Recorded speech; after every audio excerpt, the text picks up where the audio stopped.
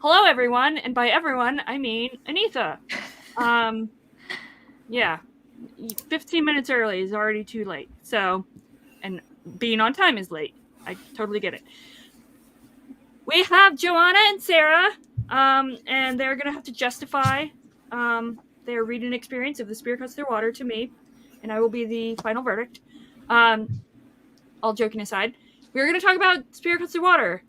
I'm sure we're gonna probably fairly quickly go into spoilers, but yeah.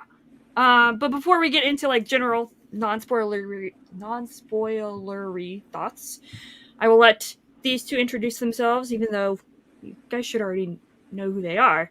But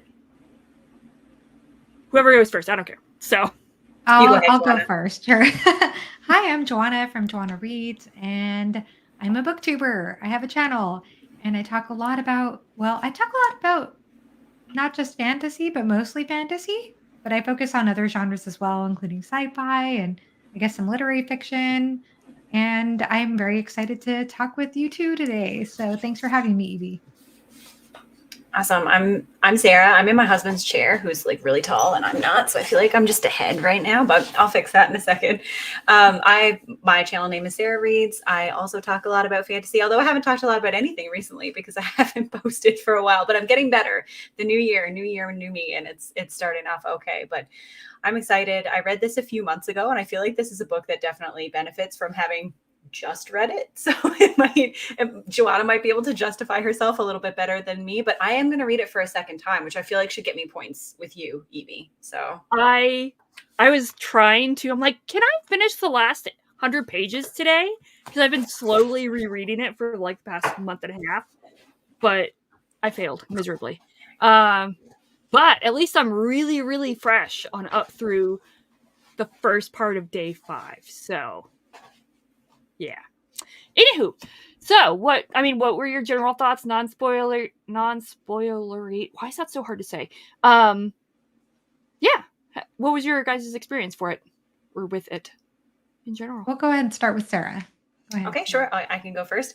I really enjoyed it. I think I may have read it in September of last year. I don't remember. Evie, you might remember better than I do, but it was like the end ish of the year, not like the very end of the year, but definitely post summer. And I really liked it. I went in expecting to enjoy it because I think there are certain things that when I hear a book has certain things, I am fairly confident that I will like that book. So I like experimentation with style and prose. I like frame narratives. I like when authors go all in on the thematic content and it might not be as plot driven. So I expected to enjoy it and I did really enjoy it. It was a 5-star book for me. And I thought that it was very unique, quite different from anything that I had ever read before in fantasy. And it made me very excited to pick up his other book, which I'm going to read hopefully within the next couple of months. Fantastic. Yay.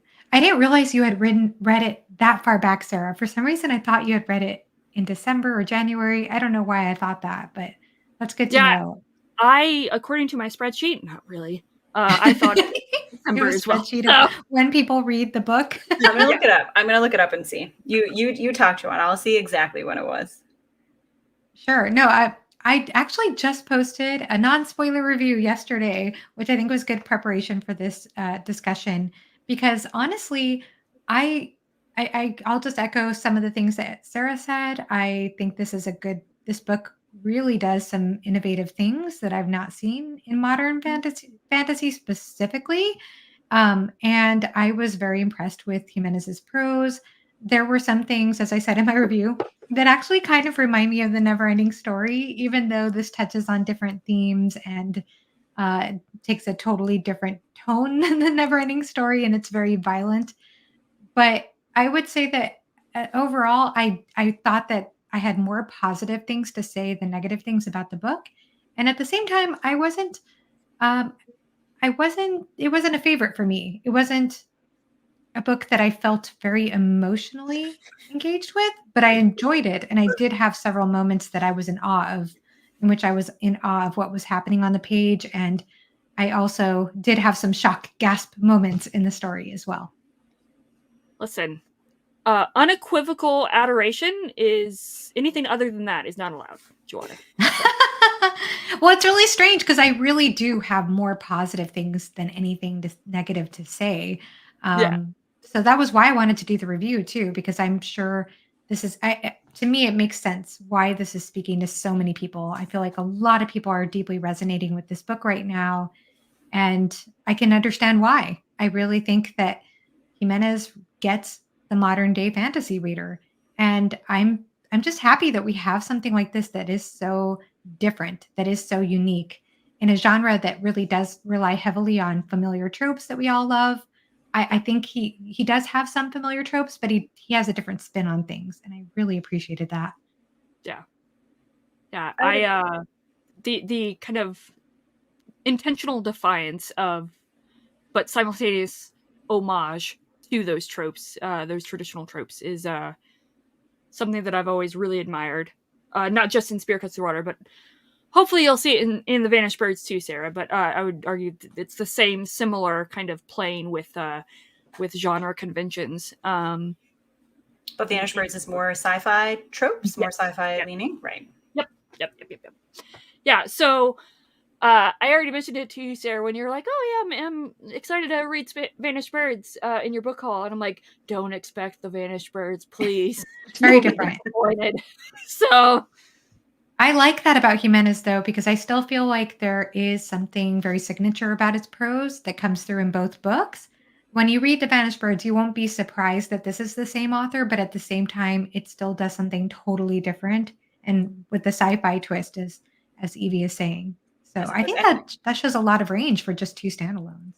And how do you feel about them, Joanna? Do you prefer the Vanished Birds? I do prefer The Vanished Birds, and I guess because I attached myself a little bit more to the characters in The Vanished Birds. I guess that's the only explanation I can give, but I think both books are strong, and I could see the case for somebody preferring The Spear Cuts Through Water. I think The Spear Cuts Through Water is doing things on a more innovative scale than The Vanished Birds, but The Vanished Birds is still interesting. It's still unique in its own way. I really enjoyed that one. Mhm.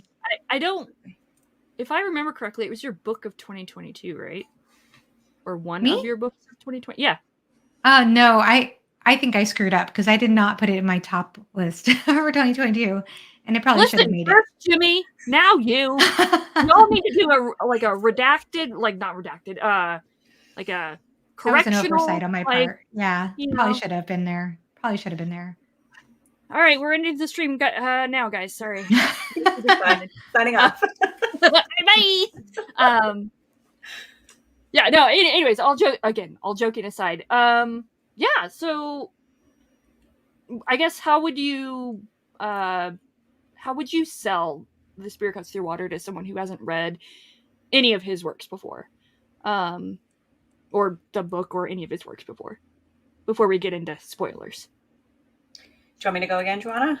Sure, you go first. Sure. So I'm just going to bounce off what Joanna said about the book a little bit and say that I think it's probably going to be a common experience that people might not feel as emotionally connected to the characters in Spear Cuts Through Water as they do for some fantasy books, because I think a lot of the intention around this book is about storytelling and how stories are told and what they mean and their impact and how they affect families. So I think it's less about the people and more about the experiences and the narrative, which is interesting because a lot of fantasy books, even though there's a lot of world building, a lot of them are character driven, especially modern fantasy is very character driven. So it definitely is a step outside that box. And I think that it is reasonable to read it and think, okay, well, I don't really have that emotional connection. So what I would probably use to sell it is to say, if that's exactly what you're looking for, it's still possible to connect to them. Like Evie, I'm sure you feel very connected to these characters. Like people who love the book are going to feel that, but it wouldn't be, if someone said, give me your favorite character driven novel, this would not be on the list. If someone said, give me something that I have never read before, give me something where the author is being experimental, where they're pushing boundaries, where they feel like they have to bring something new to the genre, then this is a book that I would recommend. And I would say go in with no expectations, no assumptions about what you're going to find, and I think that you might end up really enjoying it. And so I think, and I had a very similar experience. I still did think it was a 5-star book, but it was a 5-star book based on the merit of what Jimenez had created, as opposed to me feeling a really strong connection to the characters. Yeah, that's really well said. Yeah, I mean, I guess the way I would describe it is kind of what we've already said. It's a story within a story. I like how Sarah said it's very much about stories because I think we do get the sense that even though there's this young character, basically we start out in this book with a young character, what I infer to be a young character, told in second person narration, a young male character who's being told a story by his grandmother, his Lola, and yet, I got the impression going on in the book that this isn't the only version of the story that he's been told before, that his father had told him a different version of this story with a different spin on it, and that part of this um, unveiling, part of this story is learning what is the meaning of this story? What is this about? What's at the heart of it? And so I don't want to say too much because I think that I liked the journey of trying to understand what that was about as a reader and it becomes pretty clear. I even think early on, you get the direction of where it's going, even though you don't really see how it's going to get there.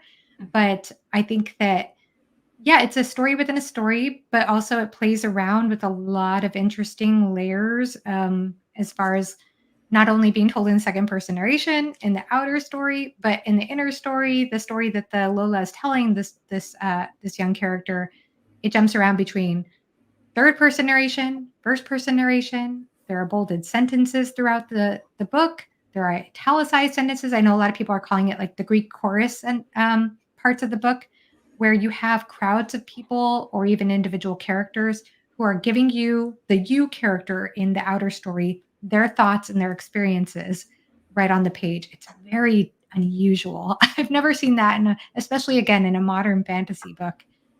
But I do think that also this deals with to me, it feels like it's a story about generations, especially about fathers and sons and cycles of violence and a world that's in a state of disarray and where to find your purpose in a world that doesn't feel like the customs and cycles really resonate with you as an individual and how to find connection and purpose in that world. So I did feel like there was a little bit of an existential layer to the story. And at the same time, it's a very vivid world. There's a lot of fable like elements, lots of animals and smoking apes and red peacocks, just interesting imagery and insects and smells. So there's just a lot of richness to this fantasy world that we're being presented in this inner story.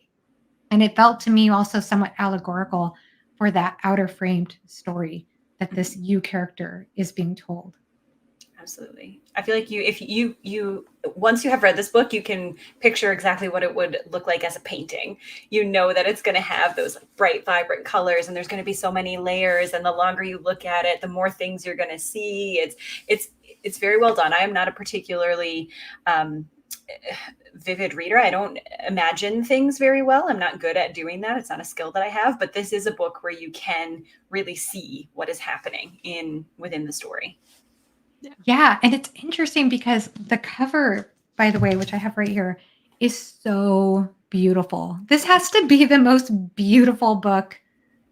I don't know. This might be one of the most beautiful. This is one of the most beautiful books I own. Thank you, Evie. And the inside, as we could see on the screen in our background, does have that kind of imagery. Mm-hmm. But I have to say that just seeing this book and seeing the inner cover, I would have thought, okay, I'll say this. I did not have the expectation of how much graphic violence was going to be in this book because there were scenes that made me very squeamish, honestly. And I feel like I read a lot of violent books, but this book just it grossed me out a lot. Like you said, he does put all of the smells and everything in there. So you're like, oh, I know exactly what he's talking about. Well, Yeah. I don't know exactly what he's talking about because I haven't experienced that, but I know, you can imagine what he's talking about. And I think what I've learned about myself, I am somebody who visualizes what I read, but I've noticed I'm really sensitive to when authors describe sounds, and I felt like there was a lot of sound in the story too. I felt like it's funny because I know Dan, the black and blue collared reader, he said that this story to him felt like late 60s or early 70s Pink Floyd, which Pink Floyd is one of my favorite bands. We Mhm. had a conversation about how there's a big difference between late 60s Floyd and early 70s Floyd. But to me, this did not feel like Pink Floyd. This felt to me like Latin jazz mixed with some kind of darkness. I don't know. It was a really interesting combination. But yes, the smells were pretty I did find I'm sensitive to smell in books. I don't know where that comes from, but there's a lot there.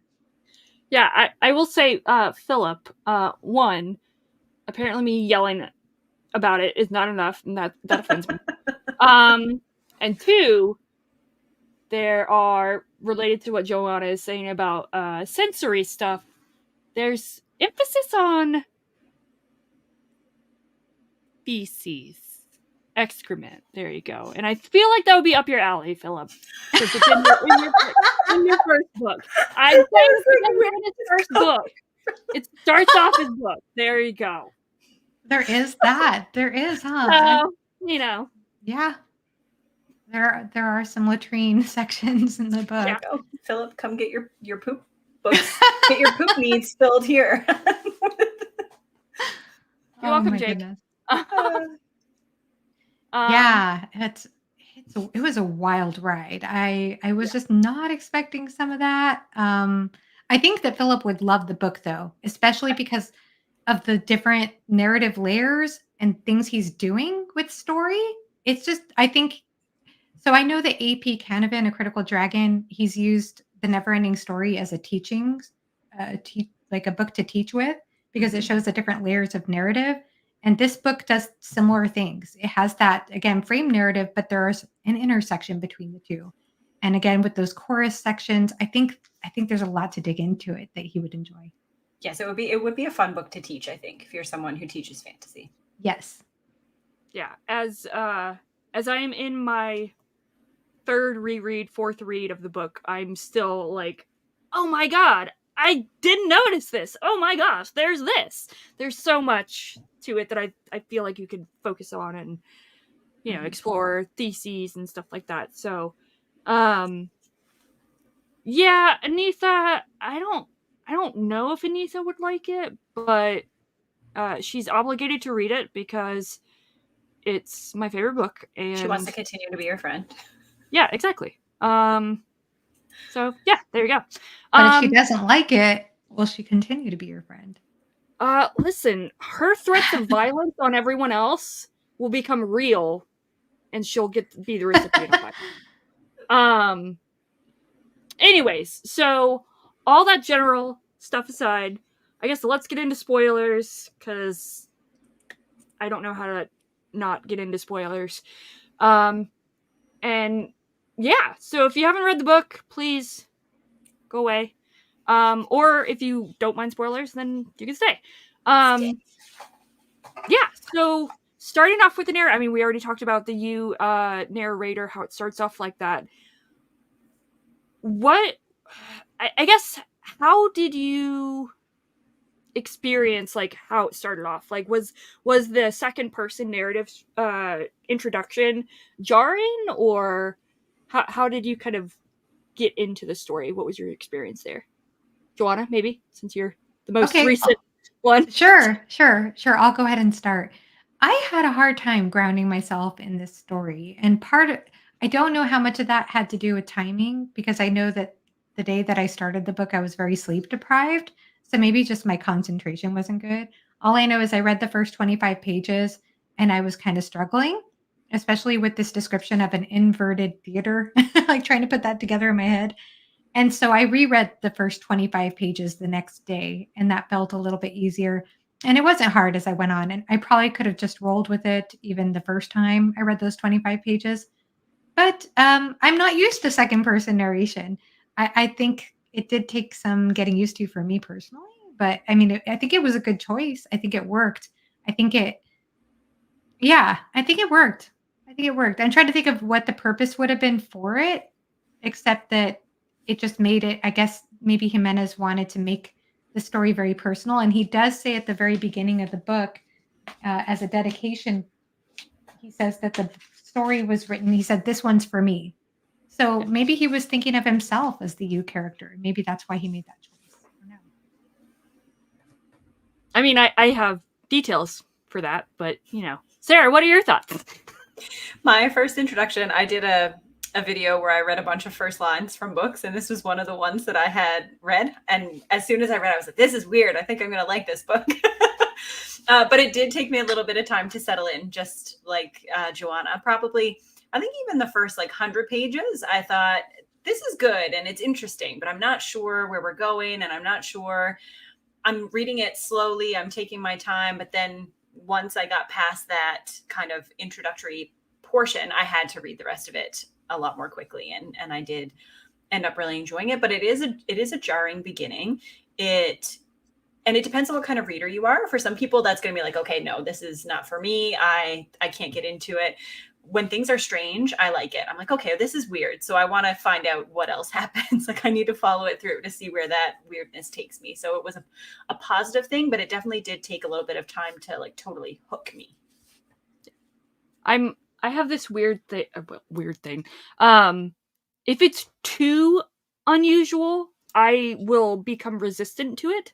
But I feel like Jimenez made it weird enough, but still accessible. Obviously for me, so it wasn't too abstract, too disarming to start with that you narrator. But I will say, in regards to this one's for me, I actually asked Simon Jimenez about that. He's like, I'm paraphrasing here. But he's like, I just didn't want to come across like an asshole. He's like, I realized that after the fact. And that's pretentious or whatever. And I'm like, no, it actually came across kind of funny. It really set the expectations. So yeah. I think he was just trying to be funny. And he was like, yeah. He realized after he sent it to his editor, he started questioning it of oh man, is this going to make me seem like a a-hole? So too late now. Well,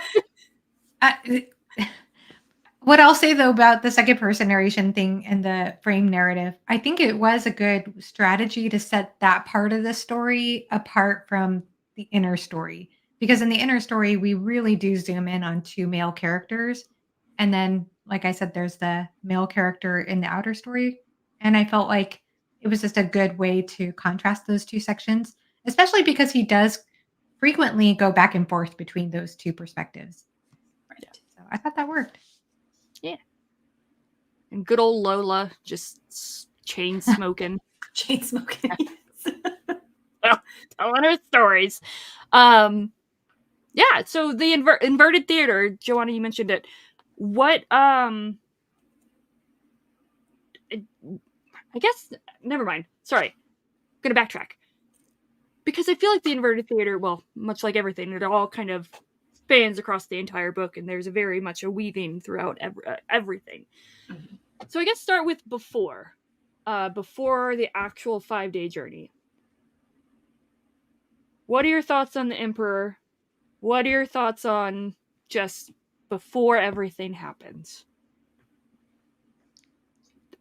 I think that was so that ends with the Emperor getting straight up demolished. Which, by the way, speaking of violence, I was like, holy crap, he just got exploded all over the wall. Everybody exploded. So. It was wild. I don't know. It was just wild. I wish I could think of more, remember specific. Yeah, I will say, well, kind of maybe while you're gathering thoughts, is that I think it's interesting how Jimenez introduces characters with the Emperor in mind. You think he's going to be a big, huge character, and he's killed off in the first section. So it's like, what? And it's unexpected. It's obviously violent, but it's really the catalyst of everything. It does a good job when you were talking earlier and you talked about paying homage to tropes, but also subverting them a little bit, because we start off with this very common fantasy setup of like the emperor who's going to be overthrown and there's a plot. And you expect, like you said, the expectation there is that we're going to follow this plot and see, are they going to follow through? Is it going to work? Is it not going to work? And then it kind of flips that totally on its head. And it's like, actually, this emperor was keeping the real goddess a prisoner. And like you said, now he's been exploded all over the place and we have to follow the rest of this narrative through. So it's definitely a very sharp turn. I feel like there's a lot of those turns in this book where Jimenez sets something up and makes you expect something standard and then comes in and just blindsides you with the actual thing that is happening, which is really cool. Yes. Yeah, that well said. And something else that comes to mind with the Emperor is your conversation with Jimenez, Evie, because I remember at one point in the conversation, you two were talking about how some of his villain characters, like even the terror characters, that there was a different side to each of them. That he didn't always show villains as just being one note. And even with the Emperor seemed to want, I remember making some note that he wanted immortality. He was after something about that had to do with immortality. You'll probably remember better than I do, Evie. And he said something about wanting to, didn't he want to bring the Empress with him to help him with that, to give her that too? And so it seemed like there was some softer connection there or some softness to his character. It wasn't all just one note being a despotic emperor. So that was something I guess I could point to, and I did not expect him to die so suddenly. Yeah, and him having this connection to this purple bird, but then he kills the poor, what is it? The poor just the random like steward, I guess. Even though he knew that the steward isn't the one that stole the bird or whatever. Yes. That like dichotomy of or juxtaposition of those two situations, I thought it's just really really interesting to think about. Yeah. And if I remember, it's been a while now, but I'm trying to remember the relationship between the emperor and the first terror. I felt like there was some tension there. Um, but I'm trying to remember more about it. What do you remember about it, Evie? I feel like the first terror kind of, I mean, he's supposed to be the heir or what have you. And I feel like he cared for the emperor, his father, but he really just kind of, he loved him, but he also despised him. Because I do remember a line, something along the lines of the first terror wanting to strangle his father, strangle the emperor, because if he was doing something, I think it was just, I can't remember what it was. But then immediately, like, saying, no, I can't do that because, he has a love for his father. So I think it's not necessarily an antagonistic relationship, but it is one that is very complex in this feeling of love, but also kind of tolerance in a way. Yeah, that I think I remember that too. And I remember in contrast, I was kind of surprised because he didn't seem to get a lot of love from his father, even though he was to be the heir. And yet he really loved June. Like he had this intense devotion to his son June. But I did keep on thinking about those relationships when I was reading it because I kept wondering if it was allegorical for the you character and the you character's father, which also seemed kind of complex. And there was one part I remember reading at the beginning where the Lola was telling him about his father, and you heard the motorcycle in the distance and his father drive off, and it seemed like his father wasn't very present, that his father was going through a lot of difficulties, and so we did see that the father wasn't necessarily ill-intentioned, the you father's father, that is. But there were a lot of challenges there that it was complicated, like you said, too. Yeah. Yeah, his father, the you's father, or I'll just say your father in this case, uh, he made tapestries, or he sold tapestries or something like that before he went into the war. And I actually just read this morning the part where, kind of skipping ahead to day 3, like, you have a vision of his, of your grandfather, yeah, your great grandfather, your grandmother, and then your father. Mm-hmm. And your father is the one that's got his eyeglasses on, magnifying glasses on, or whatever, and he's looking at a tapestry. And I just thought, he's even in the vision, you is kind of commenting on that, even in this kind of even in this vision, your father is working.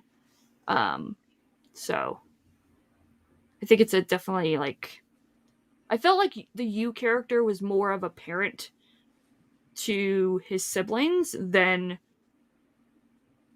the actual father was. So, which Yes. that's Oh, yeah, another yeah, yeah, layer. yeah. You're right. I do remember that. He kind of had to take over in that parental role because the father wasn't very available.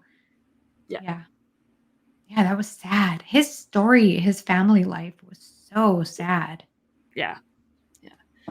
But yeah, so then, Emperor dies. June helps the moon goddess. The purple bird is gone.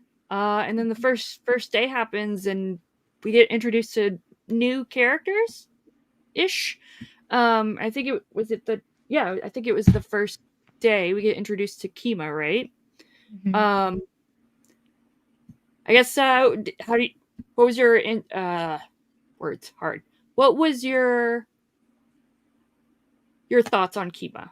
Like, he and his introduction. Do you want to Or go in first? general. Do you remember or do you want me to go first? It doesn't matter. No, it doesn't. I can go first. That's fine. I enjoyed the way that he came into the story. If I remember, the way that he came in was through the children, right? He was. Was Yeah. that the first time that we see him? Was The fifth, the it was interactions with the The gate. Yeah, orphans. The at yeah. the orphans, gate, yeah. right? The little orphans at the gate, and his introduction is mixed in with Araya. Is that her name? The guard. And so again, I went in with this expectation of, okay, we're seeing this relationship established between these two people. Clearly this is going to be important and it's going to continue on. And again, I was totally wrong. I had many expectations that were knocked away in this book, but he was a very compelling character from the beginning because we get the connection, and I guess Jimenez used the orphan children very effectively in that way, because we also get this immediate establishment that he is someone outside of society, someone who's not accepted, but obviously a kind person, someone who cares about other people. And so I felt intrigued by his character right away, and I wanted to know more about him. And I think, oh, Pippin's upset about something. I think that one of the things that I enjoyed about the novel is that I didn't get the things that I wanted out of his character either. Like, Jimenez sets up this really interesting backstory where you think you're going to find all of these rich details and you're going to get all of this history. And that's not what it's about. So that's not what you get. And so I thought that he did a really good job with that, I think. And this is just going to be like, this whole book is going to be a constant loop of me saying, if you want these very conventional things, don't read it, because you're not going to get any of them. But I did like the way that his character was established. I thought that he was a good protagonist, or what's it called? Yeah. Protagonist. I have to agree with you, Sarah. Like, I thought that Jimenez set it up so that we were going to get this very rich backstory on Kima.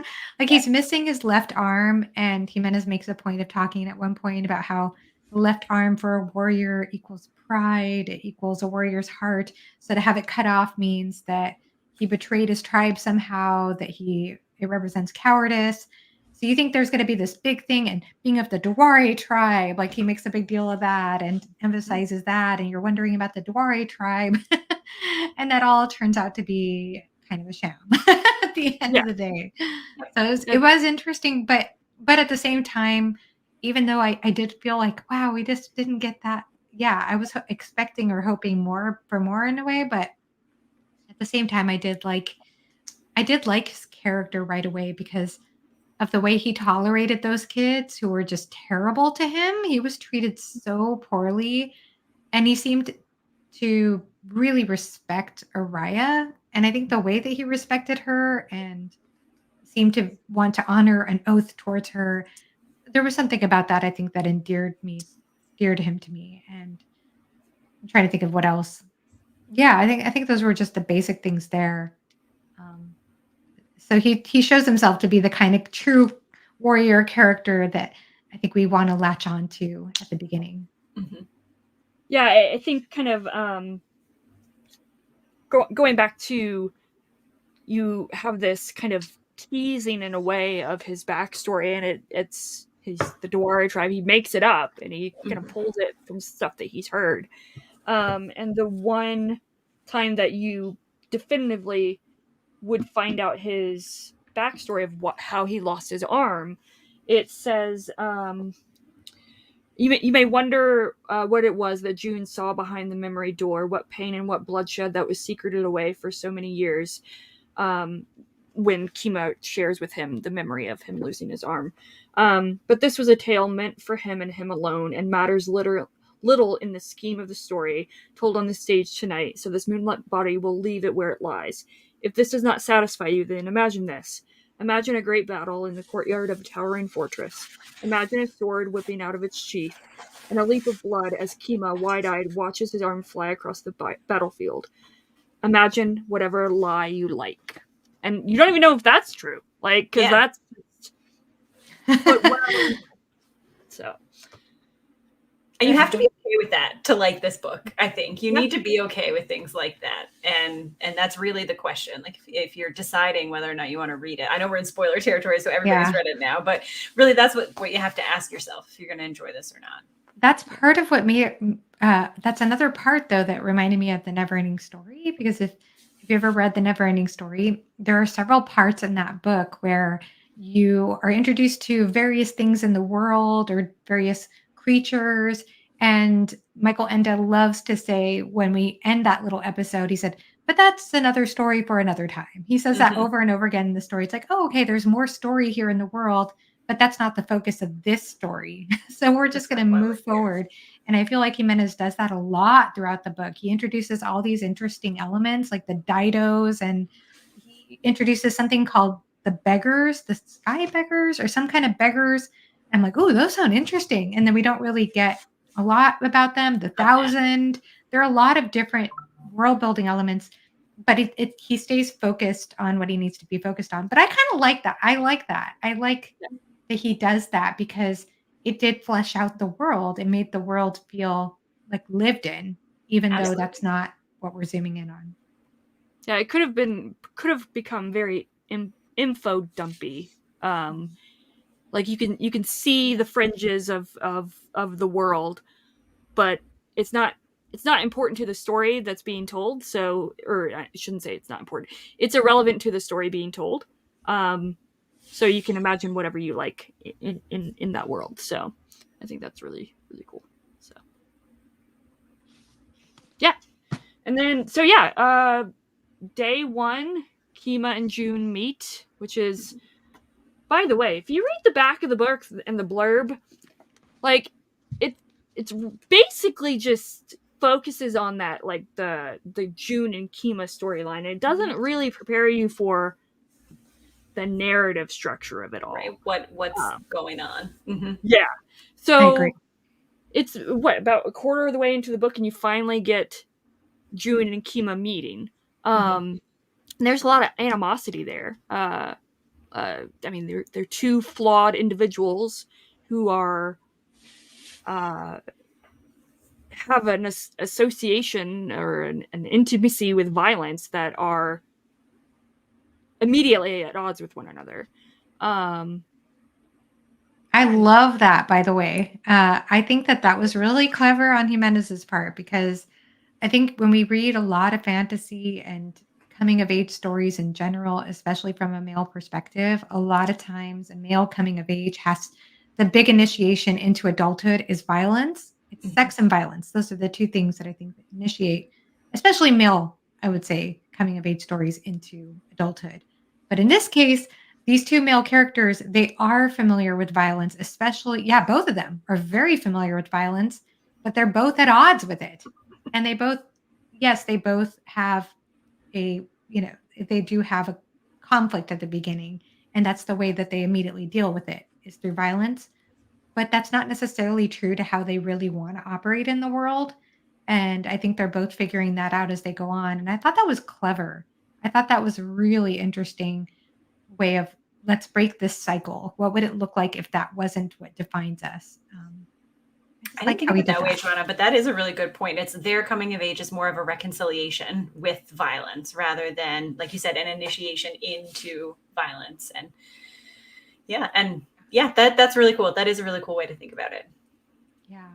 Yeah, because I mean, that's what's been perpetuated in their worlds. That's what June's father wanted of him. And that's why he had to make that separation from his father, which was painful. I got a little bit emotional with that. You know, his father still loved him. And it was Absolutely. probably really hard to break that, but he had to. Well, there's more to be said about that because of the grandmother's manipulation.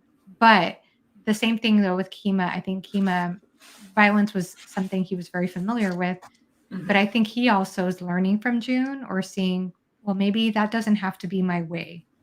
That was kind of the way I was interpreting it, though.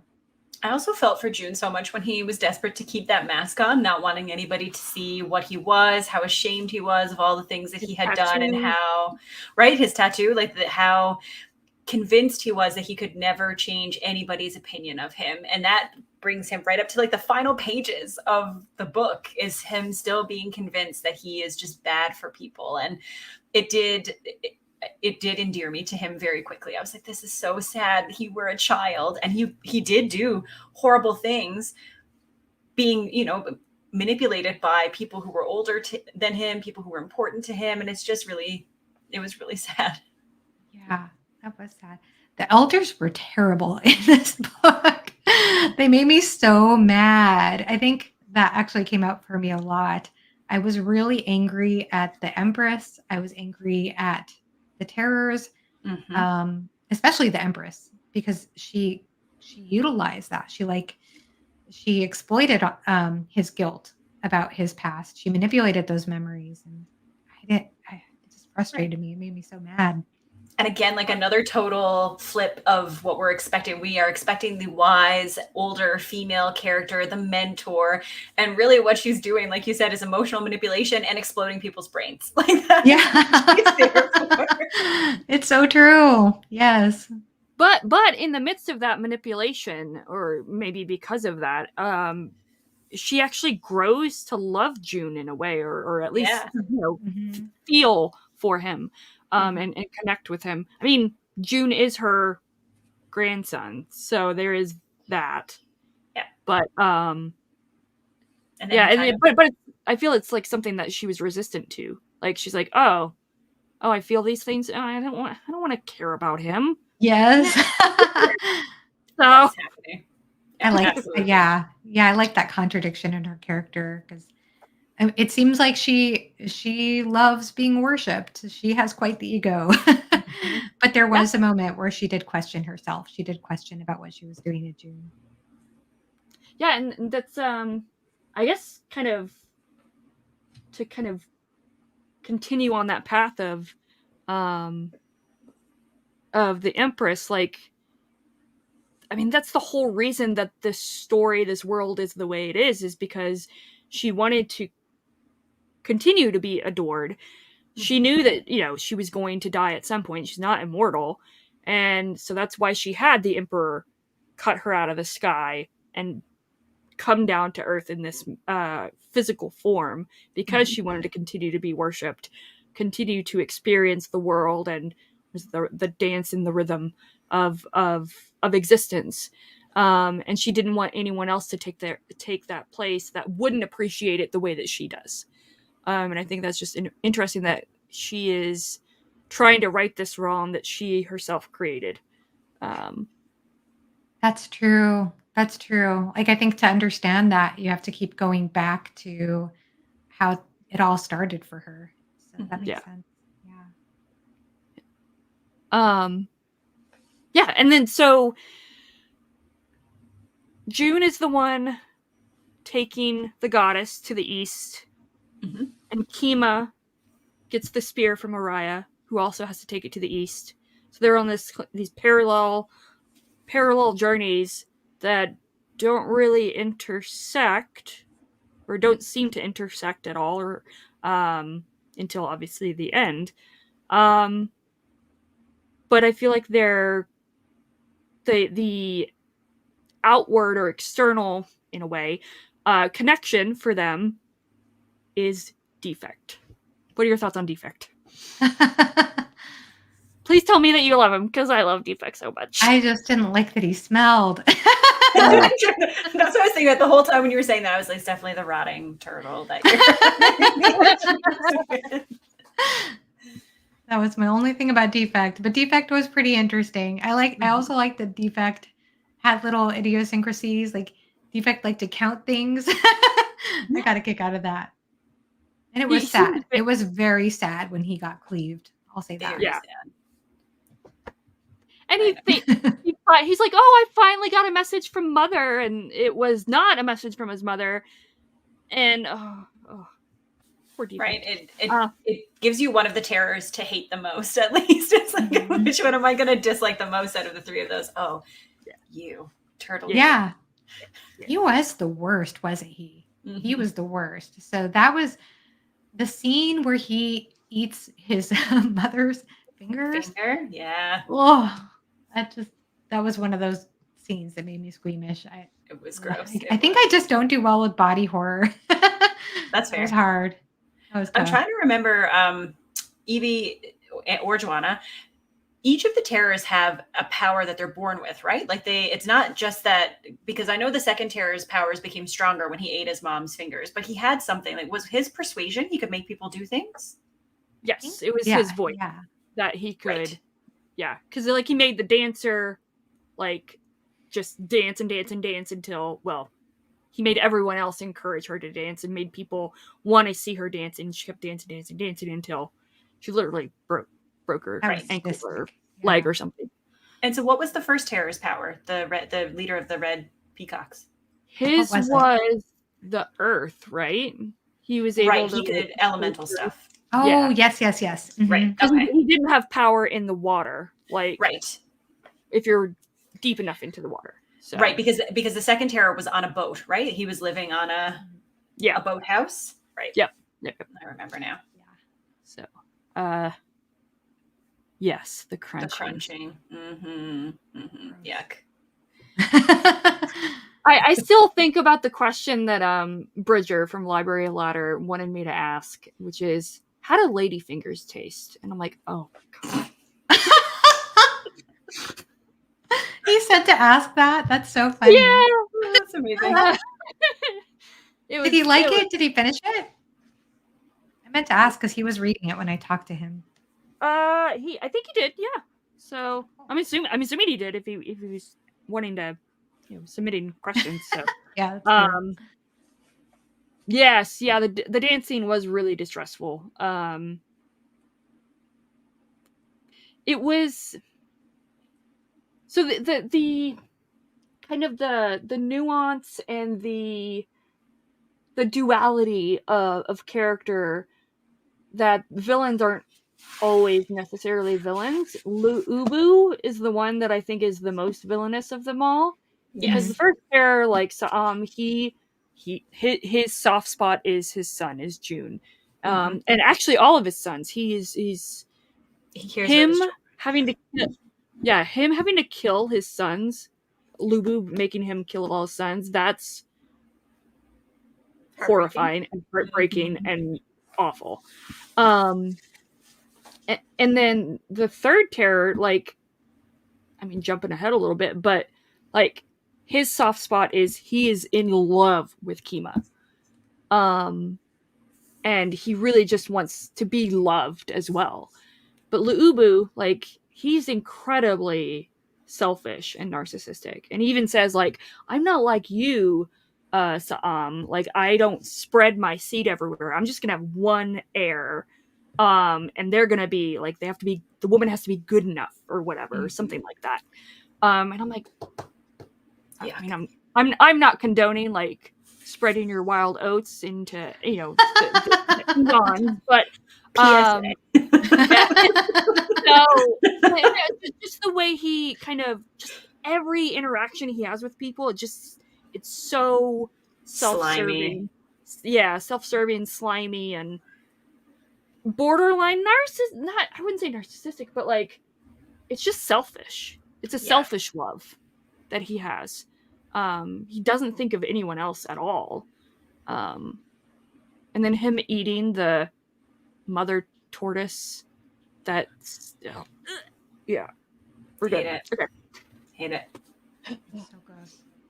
Gross. Poor Johanna. I was just not expecting that. I mean, like I said, such a beautiful cover. And then, right? Can we talk about, since we're talking about the terrors, the biggest shock of this book was finding out that bird was the third terror. Yes. I was, what is happening? That was cool. And his story was so sad, like sad Minotaur-esque story. Yeah. I was like, this is awful. I hate it. But and it was then, really interesting. And then his final scene of him just curling up with the Empress, with his mother, because that's all he's wanted. And I'm just like, it's fine. Don't worry about it. I know.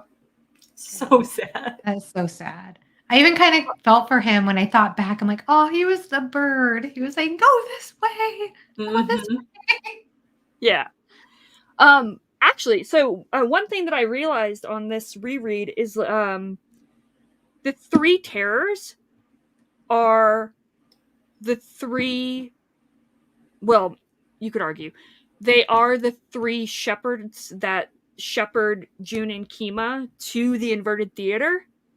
So you have the red peacock, the silver monkey, the purple elk, and the first terror has his red peacocks as his sons. The second terror, he mentioned something about silver monkeys or whatever, like I think those are his like guards or whatever. And then the purple elk he's referred to as the purple elk at some point. I remember reading that, and I don't think it really fully clicked the way you're putting it. But that's I was cool. like, wait, that's really cool. What? So in a way, they're actually helping their hate. I guess that is a kind of redeeming quality to them, is that those three, if you look at it in that way, or if you interpret it that way, they are the ones that are also helping to save this world. That they have created, albeit they've made it horrible, if that makes sense. So so day 3, when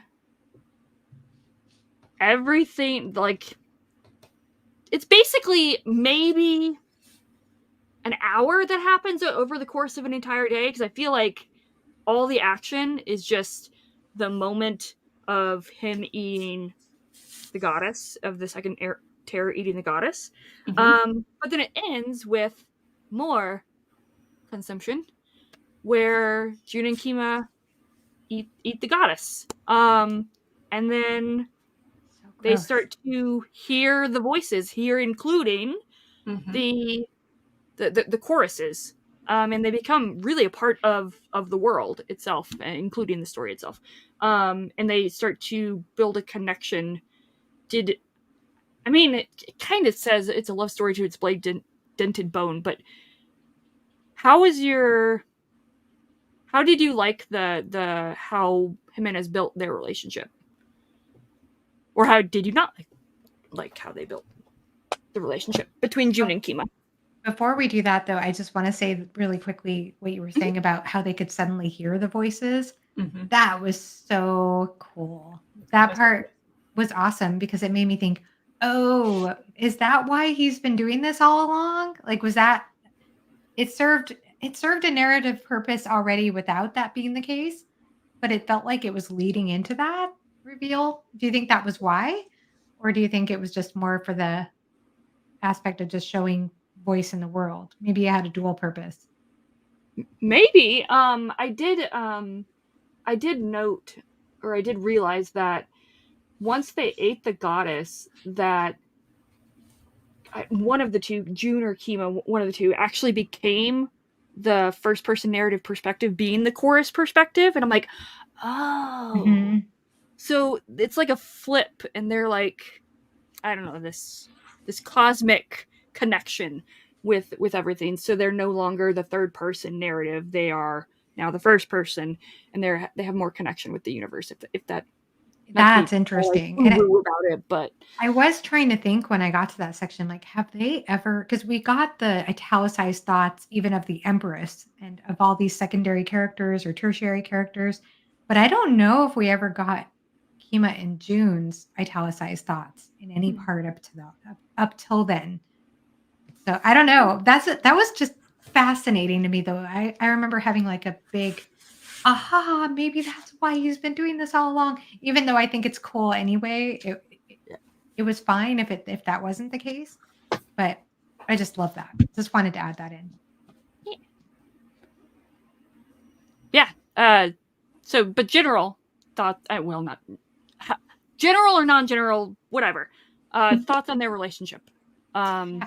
Let Sarah go first since I just Sure. I liked it. I mean, I'm a big romance reader anyway, probably more so than either of you guys. And I really liked it. I thought that it was good. It's hard to sell a relationship, even in a romance novel where the expectation is that people are going to fall in love. It's hard to sell a relationship that evolves over a couple of days, but because of everything that they went through together, and because they're both, as Johanna said, on this journey of self-acceptance and trying to reject the violence that has shaped their lives, and these huge events keep happening, I think that it's realistic that they would come to care for one another. And then they share this world altering experience between the two of them. And I think that it makes it very understandable then how they can come together. And I did like it. It felt natural. It's interesting because it felt like something that evolved slowly, even though objectively it was just a couple of days. It didn't feel like a really rushed, because you get a lot of, and this is, I think, a fantasy problem in general, is you get a lot of that insta love. You get a lot of this like, oh, and then I saw her and we were in love. If you've ever read a David Gemmell novel, it's like, and then I saw her, my true love for life, across the battlefield, and then they just love each other forever. But this did a good job of selling the fact that they respect each other, understand each other. They have grown together, even though it's only a couple of days. It shouldn't be possible, but it just fits into that kind of dreamy narrative. Yeah. No, I totally agree. I loved the build to that. And I agree with you, Sarah. I didn't feel like an insta love thing. I felt like it was earned. I knew it was going to end the way it ended in some ways because of that scene with the erotic tablet that Kima, is it no, was it Kima that picked that up? Yeah, it was Kima. Yeah. Kima picked that up. And I knew that was going to happen. I knew it was going to happen. But I did like it. I liked how they came together. I liked their relationship. And I also thought it was interesting because it was a switch in tone from all the violence and nastiness that we've had up until then. But Absolutely. I love that. I loved the ending. I thought that worked beautifully. Yeah, and it fit in with that too, like that yeah. idea of, am I worthy of love? And then they find each other and they both say, yes, you are. Yeah. I think so. And it makes for a really sweet ending. It did. Yeah. Yeah, it did. Absolutely. I think it still matched, even though it was like a little bit of a switch in tone. It still matched. And that's usually my biggest criticism whenever I do come across romance or sex scenes in fantasy. I don't mind them, but sometimes I don't like them if it feels like the author is suddenly really changing the tone and it seems kind of awkward with the rest of the story. In this case, it felt very cohesive with the story. So I liked it a lot. Absolutely. That's true. That's true. We were Yeah. told. You're That's exactly it. Yeah. Yeah, I think I really like how Jimenez used the dance and the rhythm of everything to take the violence. They start off with, June and Kima start off with having a violent fight, and it is based in violence, and you end with this and he uses like dance terms in that scene, and then he uses like dance as a way to talk about them having sex at the end. But even in the middle, like it's kind of both at the same time. You have this Kima doesn't know how to deal with intimacy, so he's like, I'm just gonna fight. And so when June is like fixing his head or something like that in the cave, he just all of a sudden just goes out and punches him, or tries to punch him, and June's like, "What? What are you doing?" And at that point, they're already like. By the way, that scene was incredible, like cool to read. Of like, they already know each other's moves, what they're gonna do ahead of time, so they're like fighting, but not fighting at the same time because they can't land a punch or hit or anything. And yeah, so you start off with violence. You have this like this violence yet intimacy at the same time, and then you have this very intimate scene at the end. I mean, I think that was just thematically, I think it was a great execution. I feel like that, and I mean, would you agree, Sarah? Do you feel like that was authentic too? Because it felt authentic to me, like that they would, Yes. even though it might sound strange to explain to somebody, well, they fought, but they really had chemistry and there were feelings there. But to me, it made sense. Like it made sense that they would have those feelings and be confused, and it just comes out like that. I don't know. I'd love to hear your thoughts about that. No, I agree. I think that is true. And I would probably, a lot of what I'm remembering is the big picture things and not the small details. So I definitely could comment probably a lot more eloquently if I reread the book. But no, I think everything, the way that it all came together fit the theme of the story. It fit I think the goals that Jimenez had when he set out, and it made for a compelling progression of their relationship. True. It was a very boyish thing. And we have to remember, and it's hard to remember sometimes because of all the terrible things that happen, that like Johanna said, this is a coming of age narrative. They are boys. They are just becoming men. Yeah. To switch a little bit though, we've got to focus on the third terror. We've got another dance that happens with the final fight, but leading up to that, you have this seemingly out of left, well, it's not really out of left field actually, now that I think about it, because Araya gives the spear to Kima to say, take this to the east, give it to who turns out to be Sean, her daughter, who is, you realize Araya is the daughter of the textile person, the Lord in Dune. And but the daughter Sean is going to the east herself to, speaking of fathers, I guess this is another like father thing. She's trying to save her father because she wants, like, she doesn't know her father. But he's in Joy Rock where the third terror is, with the like it's just where everything culminates, and it still blows my mind how everything culminates in this one moment, and then the third terror becomes like this giant thing, and there's the fight and everything. How did he do it? Very well. Yeah, it was clever. It was well done. Yeah. I like how the tsunami was described without him ever using the word tsunami. I like that in stories, I've noticed. When authors are able to describe things without actually saying the word. Yes. Pretty neat. It is neat. It's interesting, the what's the word? The constraints that authors, whether intentionally or not, how creativity can really blossom out of constraints that may be put upon.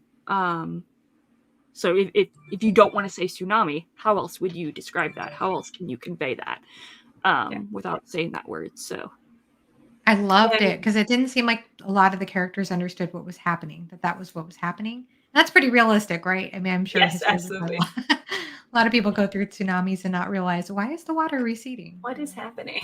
Yeah. Absolutely. And then it's like, and then that is the moon and the water, their love story, and how that like, why that's happening, because she has to go, the moon is gone. The moon has to go back to the water, and that's the only way to save everyone. Also, can we just talk about how perfect the title of this book is? When I got to it, I was like, yes, this is so good. I know, it feels so epic when you get to that moment. It does. Yeah. Yeah, and then we get to know how you use family about the spear. Yep. Which is great. So, it all comes together so well. Such a good book. Johanna, have we convinced you that you are slightly wrong and this is the best book ever on the planet? Oh, maybe. I think I am. Yeah, it's weird because it is talking about these things do get me to like have like a residual buzz about it, and I'm like, Yeah. oh yeah. And then putting that together with the buzz before it, I'm like, oh, that was cool. That was cool. So Mhm. yeah, I think books like this, like they're so rewarding to talk about because Yeah. he does a lot with it, and I think Sarah, you're so smart to reread it because I think I'm not gonna commit to rereading it right now because my reading schedule is ridiculous, and I'm a Always. slow reader. Yeah, and I reread like crazy last year, and I'm trying to get out of that habit this year.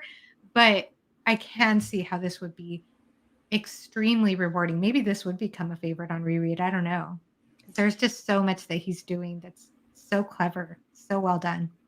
It's Here very you interesting. are. Oh, sorry. Go ahead, Evie. Oh no, I was just gonna say, here you are, Joanna. You were worried that you were gonna be don't want to be the Debbie Downer I of didn't want like, to be oh, that. I didn't Yeah. like it as much. And I'm like, you're not saying anything that's not wrong. So No, Yeah, just no, your I think the only thing that maybe made it hard for me to feel that depth of connection initially is just maybe because it wasn't so character driven. And I don't even think I'm always the most character driven reader, but it does feel like it zooms in on the characters in the second half of the book rather than first half. Mhm. In the first half, I did feel like I was trying to figure out what to grab onto.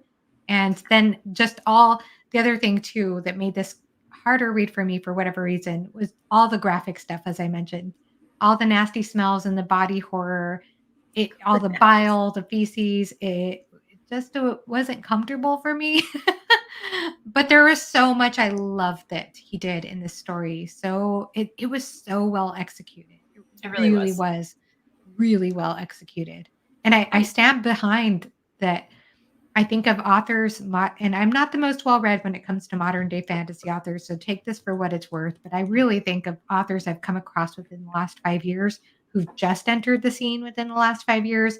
His prose is the best I've read of those yeah, authors that I've read recently. I do wonder, and I think I mentioned this to you in a Voxer chat of if because his prose is so, I mean, subjectively beautiful. Like it's not flowery, but it's very It's rich. lovely. Even when describing these very violent, horrible, despicable, disgusting things, like my single favorite line out of the entire book is when the first terror gets his head cut off, and it's the red flower cut from its stem, it's red petals strewn. Like that's such a Mm. beautiful way to describe someone being beheaded. And I wonder if there's maybe that disconnect just didn't work for you, Joanna, and Mm. make the violence even more like unable to. No pun Unpalatable. intended. It No was pun intended really with. well written, though. I mean, his action scenes were extremely well written. And he does add description because there is a lot of description in his prose, but it always feels like he keeps he keeps momentum in the story. He has Mhm. description with momentum, and that's hard to achieve, in my opinion. And he keeps his voice. I felt that the voice was very active. His voice was very active throughout the story, so it, it worked really well. I think this would appeal to a lot of modern readers, but also people who love good descriptive prose and people who like a lot of action in their fantasy. I think the only other author I could think of who's I would need to read more Tchaikovsky because I know Adrian Tchaikovsky's really talented right now too.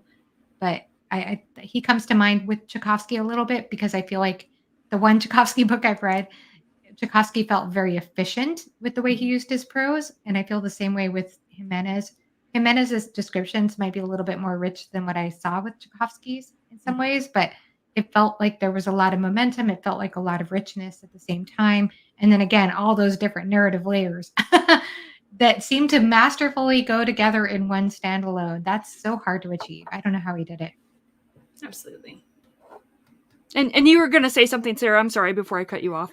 No, I was just talking about rereading. It wasn't even really specifically about The Spear Cuts Through Water. It's just there are some books that on rereading you can never recapture the high of reading them for the first time. So I've had 5-star books that I've gone back and reread, and I'm like, okay, I will accept that my first read was a 5-star, and I'm not going to change the rating of this book, but the experience of having read it for the second time is not a 5-star read, because it's a discovery, or maybe the plot, or there's something about it that made it feel 5-star to you the first time. But a book like this one, I feel like, can only ever go up when you reread it, because there are so many things to rediscover, to think about. It's just one of those books that I do truly think is going to be so rich on reread.